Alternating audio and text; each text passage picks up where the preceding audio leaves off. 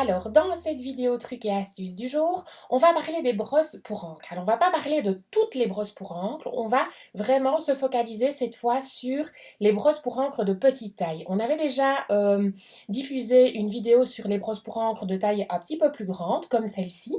Ici, on va vraiment se focaliser sur les petites tailles. Pourquoi?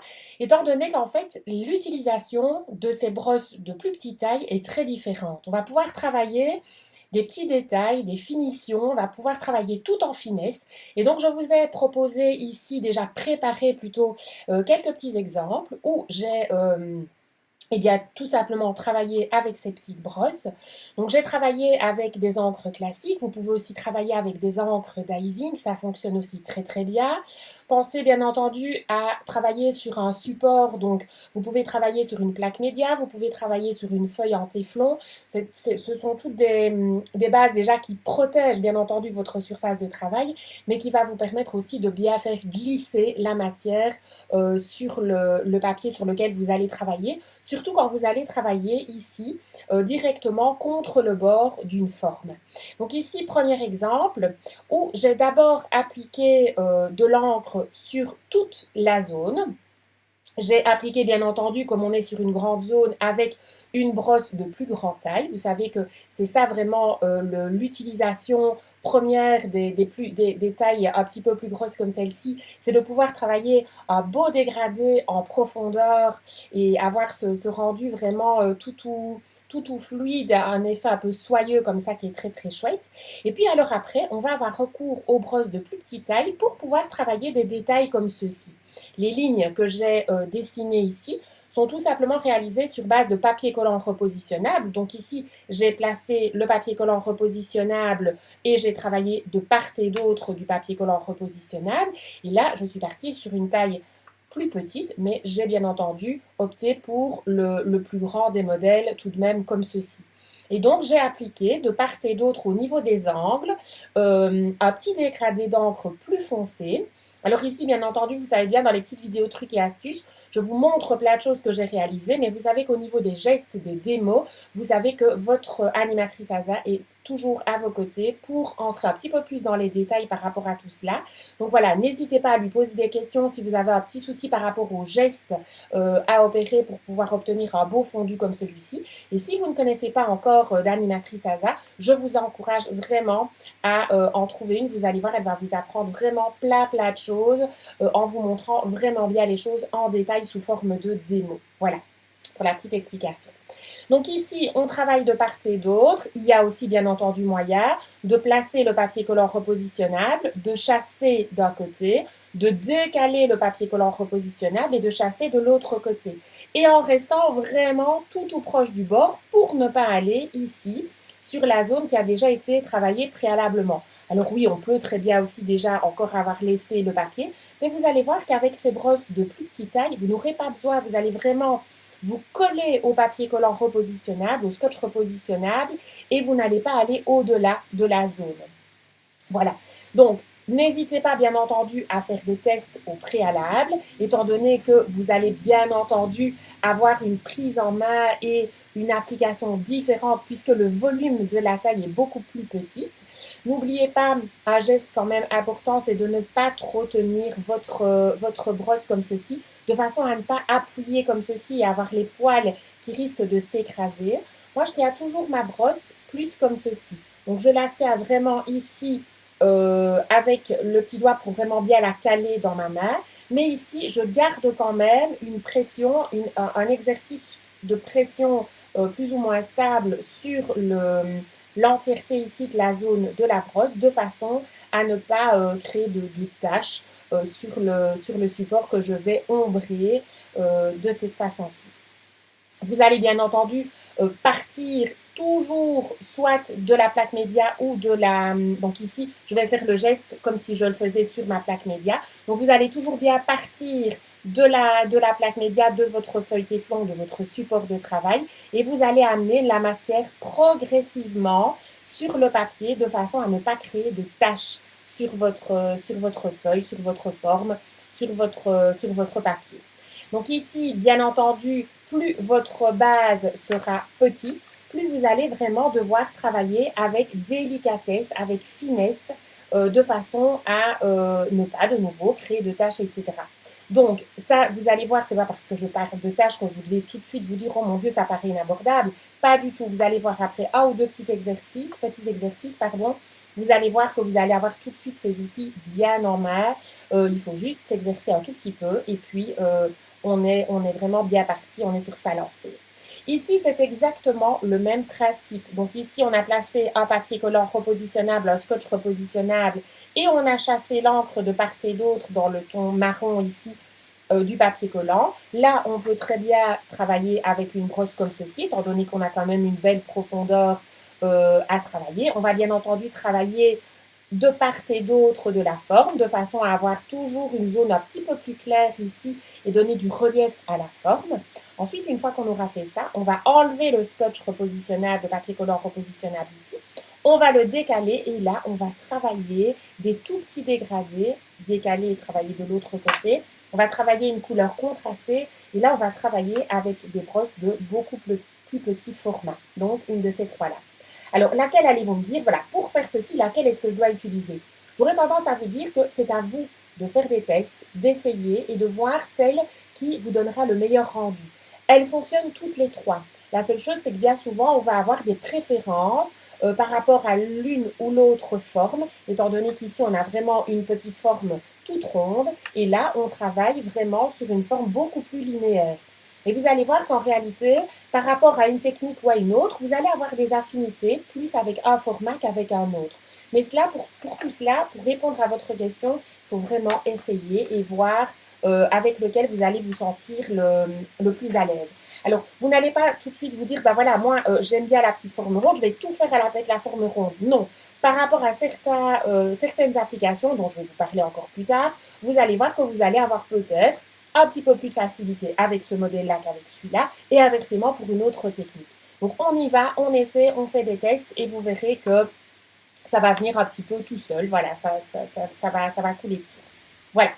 Pour ces deux modèles-ci. Donc là, on travaille plutôt sur base de papier collant repositionnable, de scotch repositionnable. Ce qui ne vous empêche pas, bien entendu, de travailler avec d'autres outils. Ici, j'ai travaillé à chaque fois avec des gabarits décor. Donc ici, on est sur une forme neutre, sur une forme ovale. Là aussi, on va toujours travailler en dégradé. Donc ici, je suis partie de ce côté-là et j'ai balayé l'encre de l'autre côté. On n'hésite pas aussi à travailler avec différentes couleurs et avec différentes tailles de brosse. Donc pour appliquer la première couleur qui est la couleur de fond, on peut très bien partir sur un modèle comme celui-ci. D'accord? Donc ça ne pose aucun souci. Vous avez quand même déjà une belle profondeur. Donc là, vous pouvez vous permettre de partir sur une taille un petit peu plus importante.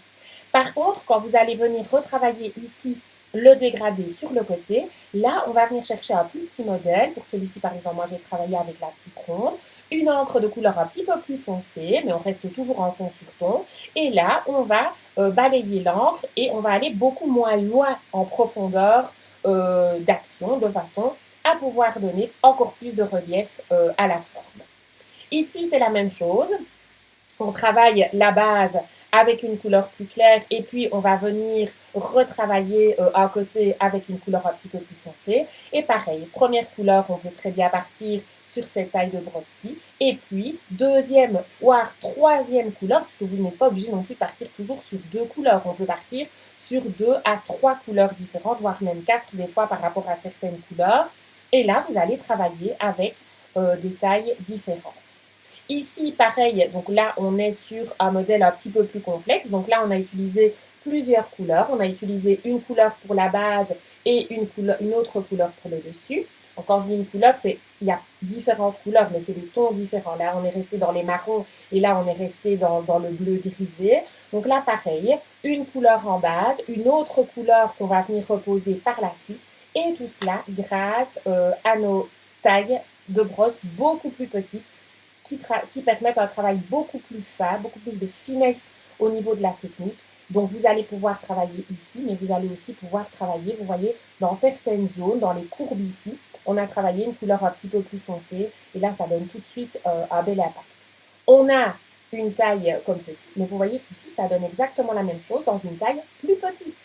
on a des petites brosses, donc vous allez vraiment pouvoir travailler des tout petits motifs, mais avec beaucoup de relief tout de même. Voilà. Alors, au niveau donc là on est sur un gabarit décor, au niveau du gabarit texture, ça va être exactement la même chose. Donc ici, on a travaillé d'abord une texture en base, et puis on a travaillé deux techniques différentes pour vous montrer de chaque côté. Ici, on a retravaillé toujours sur base du gabarit texture une couleur un petit peu plus foncée, de façon à donner du volume de nouveau à la texture. Maintenant, vous pouvez aussi très bien enlever le gabarit texture et retravailler un ombrage directement sur le papier. Ça donne aussi très bien une couleur un petit peu plus foncée, un petit peu plus contrastée. Et voilà ce que ça donne. Toujours sur base de ces petites tailles de brosse comme ceci. Ici, encore pour vous montrer un exemple différent, toujours sur base de la même texture. Donc vous avez d'abord une bande de papier imprimée. Cette bande de papier imprimée, ça se voit peut-être un petit peu moins bien sur le... Je vais peut-être faire une petite mise au point, comme ceci. Voilà. Donc la bande de papier imprimé, elle a été aussi ombrée, aussi fine soit-elle. Elle peut être ombrée avec les pinceaux de plus petite taille, comme ceci. Donc on est vraiment venu à partir du bord apposer vraiment un tout léger dégradé. Et on a fait la même chose de l'autre côté. Alors ça, vous pouvez le faire soit avant de coller votre bande de papier imprimé sur le papier comme ceci, ou bien vous placez tout de suite votre papier imprimé, vous placez un scotch repositionnable le long du papier et vous démarrez votre dégradé du scotch repositionnable. C'est tout à fait possible aussi et vous faites la même chose de l'autre côté. En parlant de scotch repositionnable, c'est à partir de ceci, donc on a placé le scotch repositionnable ici, on a superposé le gabarit décor et là, on est venu travailler un dégradé de texture. Et là, de nouveau, on ne veut pas aller trop loin. La bande n'est pas très large. On a vraiment envie de travailler un dégradé tout de même relativement bien marqué. Et bien, pareil, les brosses pour encre sont les outils de prédilection pour pouvoir travailler ce dégradé-là. Pareil, on va travailler deux couleurs, une couleur plus claire à la base et puis une couleur plus foncée pour venir vraiment travailler le bord de la texture et idem de l'autre côté.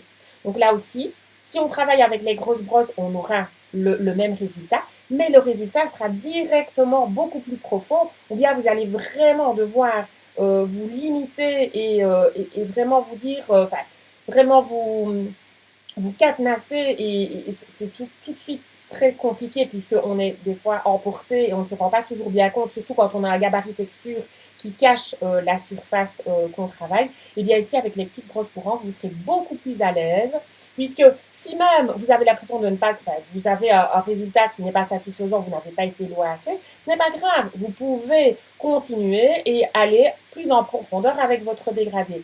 Si vous avez déjà été trop loin directement au départ, et bien là, c'est plus compliqué, bien entendu, de revenir sur ces pas. Voilà, pour ce deuxième exemple, toujours avec la même texture. Ici, on est sur une texture différente, mais qu'est-ce qu'on a voulu montrer vis-à-vis de ceci? Eh bien, tout simplement qu'on va pouvoir accentuer certains détails de la texture. Donc ici, qu'est-ce qu'on a fait? Eh bien, on est venu tout simplement retravailler certains motifs et certains petits points avec une encre plus foncée. Je vais peut-être l'approcher un tout petit peu. Donc là, pareil, on a le gabarit texture qui est positionné sur le papier et on va pouvoir venir définir quelques motifs qu'on a envie de faire ressortir un petit peu plus et de retravailler toujours en dégradé. Donc alors ici, les petits pois, là, ils ne sont pas travaillés en dégradé ou en tout cas très légèrement. Par contre, dans un motif un tout petit peu plus grand, même s'il reste quand même relativement petit, eh bien, avec ces brosses pour encre, on va pouvoir travailler un dégradé tout de même. Et ça, c'est vraiment quelque chose de super important. Alors, on sort du contexte des gabarits, aussi bien texture que décor, et on se penche maintenant sur les figurines silhouettes. Là aussi, on va pouvoir travailler tout en finesse. Donc ici, on va commencer par cet exemple-ci. Ici, le mot « ensemble » a été travaillé, donc en partant de la base et en allant vers le dessus. On a travaillé un dégradé. On avait toujours envie de garder une zone blanche sur le dessus, par y gagner. Par contre, on a vraiment su appliquer l'encre en dégradé du dessous pour pouvoir apporter de la couleur sans trop. Donc là, pareil, si on travaille même avec la plus petite des brosses ici, on aura tendance à déposer quand même de l'encre un petit peu trop loin directement, alors qu'ici, avec ces tailles-ci, il n'y aura aucun souci. Je vous conseille même, quand on est sur un motif tout fait, de laisser celle-ci de côté et vraiment de travailler avec un de ces trois modèles-là. Voire, vous pouvez en utiliser deux. Hein. Vous allez voir que peut-être que vous allez travailler d'abord avec un modèle et puis vous allez travailler avec un autre par la suite. C'est tout à fait possible. Il n'y a pas vraiment de règles. C'est plutôt un feeling et voilà, une façon de faire que vous allez essayer et adopter. Ici, on a même travaillé différentes couleurs. Donc, je vais peut-être partir. Pardon, si je le dépose sur ma main, vous verrez déjà quand même suffisamment bien. Donc ici, qu'est-ce qu'on a fait? On a travaillé le dessus de la forme avec différents tons de vert et le dessous de la forme avec différents tons d'orange et de marron, de façon à donner de nouveau plein de dynamisme et de peps à cette figurine silhouette qui est toute fine, mais qui peut être travaillée très très facilement avec ces outils. Donc là, pareil, n'hésitez pas, même si on est sur des toutes petites zones, surtout ici pour le début, de travailler plusieurs couleurs. Vous pouvez d'abord travailler une couleur plus claire et puis venir donner un tout petit coup de peps, mais vraiment sur les bords, avec une couleur plus foncée. Voilà. Je vais m'arrêter là aujourd'hui par rapport à toutes ces petites explications. Il y a bien entendu plein d'autres choses que vous allez pouvoir faire avec ces chouettes outils. Alors surtout, donc n'hésitez pas, comme je l'ai déjà dit, faire des petits exercices. Quand on passe d'un outil à un autre, automatiquement, donc quand on passe du papier collant repositionnable au gabarit décor, gabarit texture, figurine silhouette, vous allez voir qu'à chaque fois, la technique varie un peu et demandera peut-être un tout petit peu d'exercice, mais vraiment pas énormément. Vous allez voir qu'en 2 temps 3 mouvements, hop, vous allez avoir ces outils bien en main. Surtout, pardon, si vous avez déjà utilisé les grands modèles, le principe reste le même. Il y a juste qu'on est sur des surfaces beaucoup plus petites, un travail beaucoup plus en finesse, donc automatiquement, le geste sera à adapter aussi en fonction des différentes situations. Voilà, il ne me reste plus qu'à vous souhaiter plein de belles heures créatives avec ces nouveaux outils. Voilà, moi, je prends beaucoup de plaisir avec tout ça et je suis sûre qu'une fois que vous aurez attrapé le truc, comme on dit, vous en ferez tout autant. Donc voilà, plein de belles heures créatives. À tout bientôt!